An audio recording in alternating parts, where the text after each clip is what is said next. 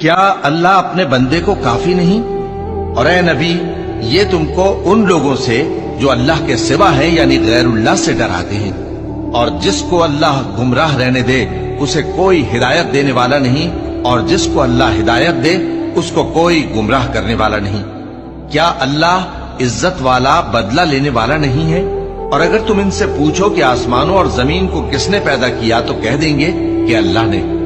کہو کہ بھلا دیکھو تو جن کو تم اللہ کے سوا پکارتے ہو، اگر اللہ مجھ کو کوئی تکلیف پہنچانی چاہے تو کیا وہ اس تکلیف کو دور کر سکتے ہیں؟